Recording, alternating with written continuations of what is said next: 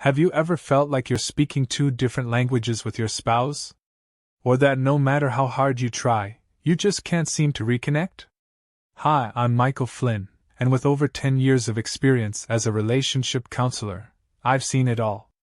In today's video, I'm going to show you the exact steps that will help you and your spouse get back on the same page, whether you've drifted apart or are simply struggling to communicate.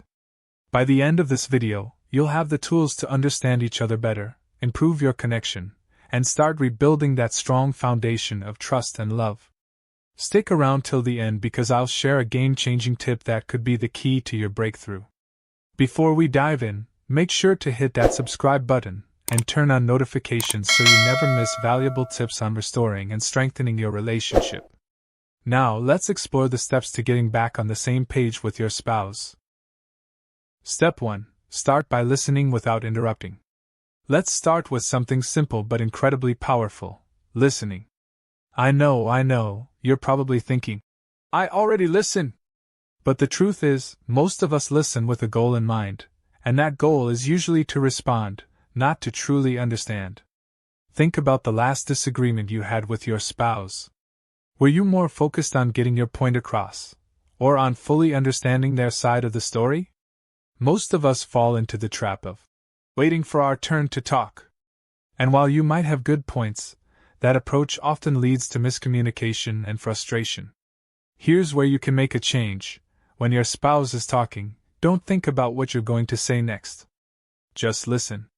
Absorb their words without interrupting or offering your side right away. I know it can feel a bit uncomfortable at first because silence can feel heavy in a conversation. But trust me, when you really listen, you're doing something huge. It's the first step toward being on the same page. But listening doesn't stop there.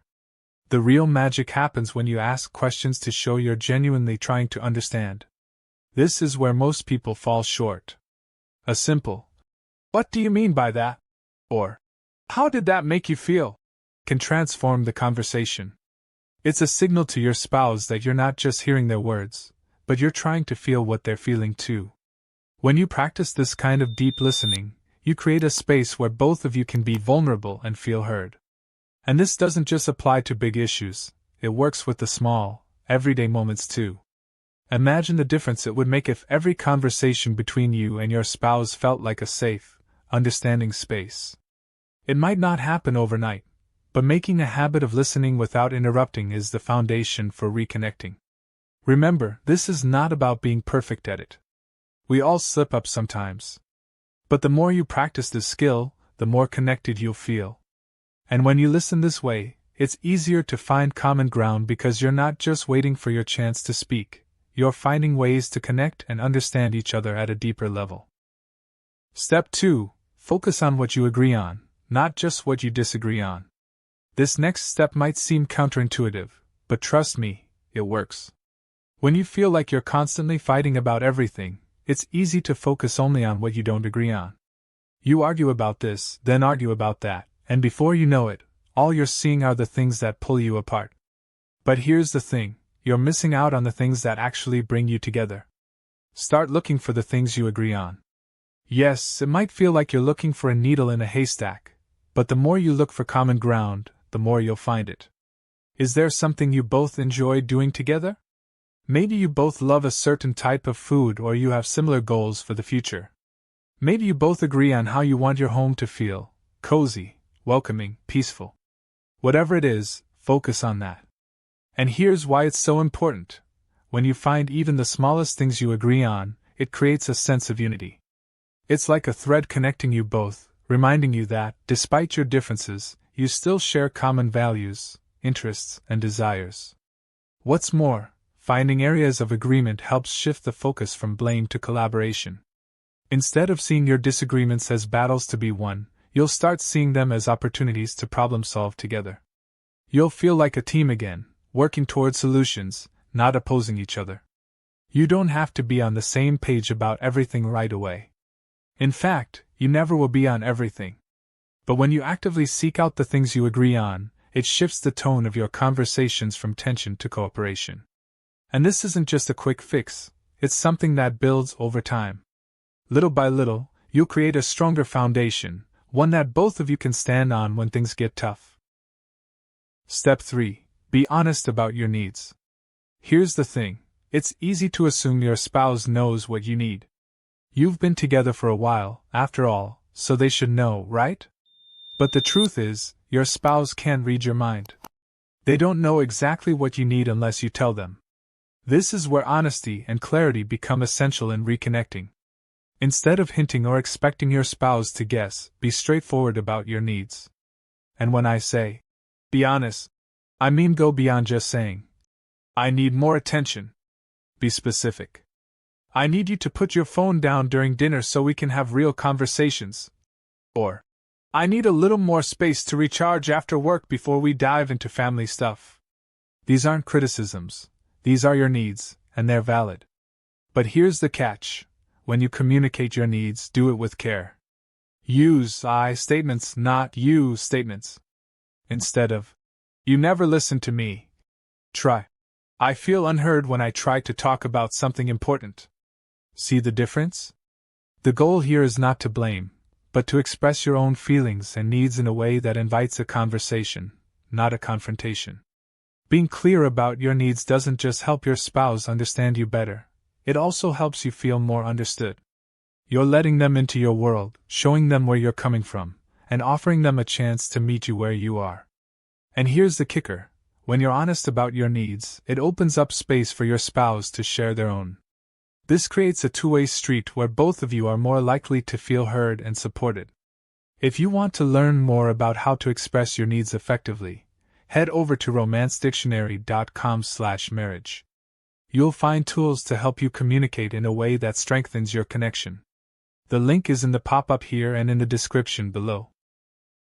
Step 4. Revisit your shared goals and vision. This next step is absolutely crucial. It's all about realigning yourselves around a shared vision. You see, when couples start drifting apart, it's often because they're no longer working toward the same end goals. Maybe you've gotten so caught up in day-to-day life that you haven't even asked yourselves, what do we want together in the long run? This is a great opportunity to hit the reset button. Take the time to sit down with your spouse and talk about your dreams for the future. What are your long-term goals? Where do you see your relationship going? Whether it's having a family, traveling the world, or simply living a peaceful life together, get clear on your shared purpose. Now, here's the important part. Be sure to listen to your spouse's vision too. This isn't just about getting on the same page for the sake of it. It's about creating a vision that feels exciting for both of you. Maybe your spouse has a dream you didn't know about, something you can support or incorporate into your own plans. This is a chance to unify your paths and make the future something you both look forward to. Once you've got that vision, break it down into smaller, actionable steps. It could be as simple as setting financial goals, planning vacations, or even making time for regular date nights. When you both know you're headed in the same direction, you'll feel more connected, more motivated, and more in sync. Step 5. Keep the small moments of connection alive. Life is busy. Between work, kids, chores, and everything else, it's easy to forget about the small moments of connection that make a relationship feel close. But these moments matter more than you think. The little things are what keep the bond alive. Start by looking for opportunities to share small moments throughout your day. It doesn't have to be grand gestures or big, romantic outings, though those are nice too. It's the everyday things, a quick hug when you pass each other in the hallway, a text message just to say, I love you, or even sharing a cup of coffee in the morning before the day gets hectic. These moments may seem insignificant at the time, but together they add up. They create a rhythm of connection that makes it easier to get through the tough times. When life feels chaotic, it's these small, shared moments that remind you both that you're still there for each other. And you don't have to wait for the perfect moment to show affection or connection. Start today. Take a moment to do something kind for your spouse, even if it's something small. It might seem like a small gesture, but it's these tiny acts that show you're still in this together. The more you focus on these small moments, the more they'll become a habit. And over time, these moments of connection will build a deeper, stronger foundation that can weather bigger challenges. Want more ideas for creating moments of connection? Visit romancedictionary.com/marriage for strategies to keep the spark alive in your relationship. The link is in the pop-up here and in the description below.